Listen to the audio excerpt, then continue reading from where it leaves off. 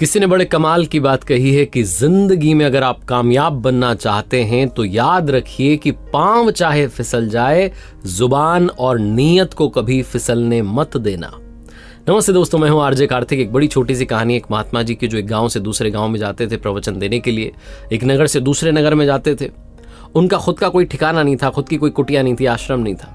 और कई बार उनके मन में विचार आता था कि अपनी कुटिया होती, थोड़ी सी जगह मिल जाती, आश्रम बना लेता, वहीं प्रवचन करता, बार बार इधर उधर जाना नहीं पड़ता।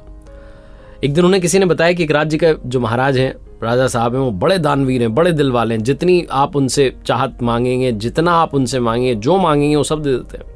उनके बारे में बहुत किस्से प्रसिद्ध हैं। तो अपने मन में ये चाहत लेकर के कि थोड़ी सी जगह मिल जाएगी, कुटिया बना लूंगा, महात्मा जी वहाँ पहुँच गए। राजा के दरबार में देखा तो बड़ी भीड़ लगी हुई थी, लंबी लाइन थी, लोग आए हुए थे और जो मांग रहे थे राजा उन्हें दे रहा था। जितना मांग रहे थे उतना दे रहा था।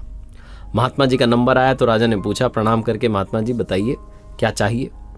तो महात्मा जी ने कहा कि राजन, हमें रहने के लिए कुटिया बनानी है, थोड़ी जगह चाहिए। तो राजा ने जो अगला सवाल किया, सारा गेम वहां से पलट गया। राजा ने पूछा कि महात्मा जी कितनी जगह चाहिए। अब महात्मा जी के मन में कैलकुलेशन चलने लगी। पहले उन्होंने सोचा 1 बीघा मांग लेते हैं, फिर उनको लगा कि राजा बड़े दिल वाला है, 2 बीघा मांग लेते हैं, फिर उन्होंने सोचा 5 बीघा, फिर उनको लगा थोड़ा बड़ा ही आश्रम बना ले, बार बार क्या जगह मांगेंगे, 10 बीघा मांग लेते हैं। और वो सोच ही रहे थे कि राजा ने फिर से पूछा कि महात्मा जी बताइए ना कितनी जगह चाहिए। महात्मा जी बोल नहीं पा रहे थे, शब्द नहीं निकल रहे थे, बड़बड़ा रहे थे। तो राजा को लगा कि महात्मा जी को बड़ी जगह चाहिए, बड़ा आश्रम बनाना चाह रहे हैं, बहुत बड़े दिल वाला राजा। उसने कहा एक काम कीजिए महात्मा जी, आप पलट जाइए और सामने की दिशा में चलते चले जाइए। सूर्यास्त होने से पहले पहले जहां तक आप पहुंच जाएंगे वहां पहुंच के उस छोर से वापस आ जाइएगा मेरे पास। जैसे ही आप मेरे पास आएंगे, जिस छोर पर आप गए थे आखिरी, वहां तक की जमीन आपकी हो जाएगी। आपको जितना बड़ा आश्रम बनाना है आप बना लेना। महात्मा जी की खुशी का ठिकाना नहीं था।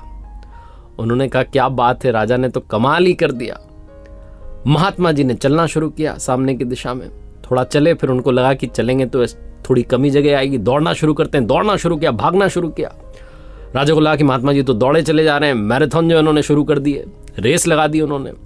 तो राजा ने अपने 2 घुड़सवारों से कहा कि आप पीछे पीछे जाओ, पानी का प्रबंध करके ले जाओ, प्यास लगे तो उनको पानी पिला देना।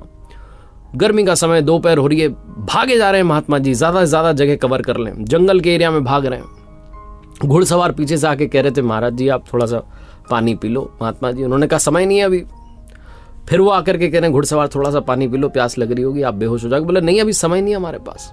जंगल के एरिया में निकले तो वहां एक झील थी। महात्मा जी को लगा झील भी अपने आश्रम में आनी चाहिए। झील के चक्कर लगाने लगे, ज्यादा से ज्यादा एरिया कवर हो जाए, दौड़े चले जा रहे हैं। फिर उन्हें एक शर्त याद आई कि वो शाम होने से पहले पहले पहुंचना भी था। देखा कि सूर्यास्त होने का समय आया था। अब वापस राजा की तरफ दौड़ना शुरू किया, भागे चले जा रहे हैं।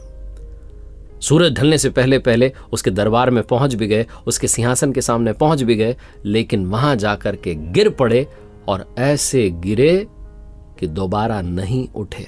महात्मा जी हमेशा के लिए चले गए।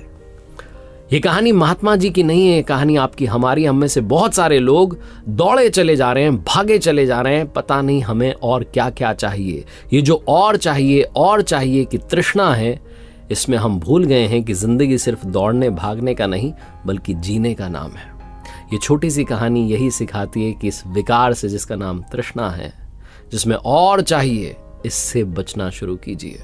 एक बार फिर से वही बात जो हमेशा आपसे कहता हूं, कर दिखाओ कुछ ऐसा कि दुनिया करना चाहे आपके जैसा।